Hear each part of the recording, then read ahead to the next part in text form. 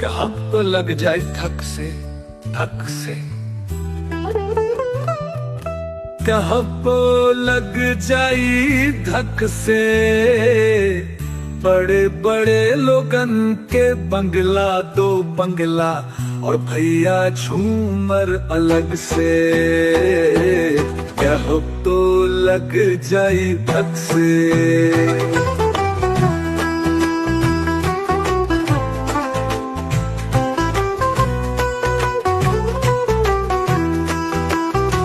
हमरे गरीबन के झोपड़ी जुलुम्बा, बरसेला पानी तो छत से गिरे तप से।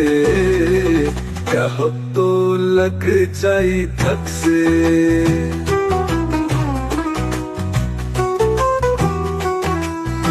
बड़े बड़े लोगन के पूरी और रबड़ी और मिनरल वाटर अलग से। कहो तो लग जाई धक से।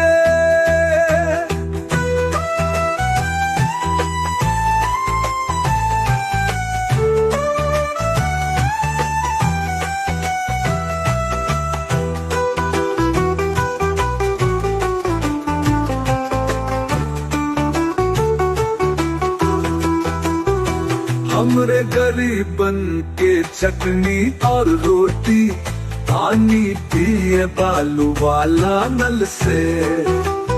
कहो तो लग जाई धक से। बड़े बड़े लोगन के जीन्स पैंट भैया और भैया कोट अलग से। कहो तो लग जाई धक से।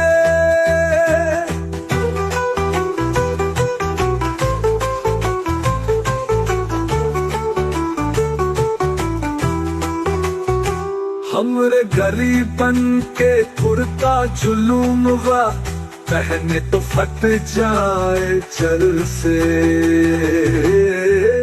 कहो तो लग जाई धक से। बड़े बड़े लोगन के स्कूल कॉलेज और भैया ट्यूशन अलग से। कहो तो लग जाई धक से। बड़े बड़े लोगन के संगी और साथी और भैया सरकार अलग से। कहो तो लग जाई धक से। हमरे गरीबन के यूनियन जुलम्बा, बोले तो लाठी बड़ी ठक से। कहो तो लग जाई धक से।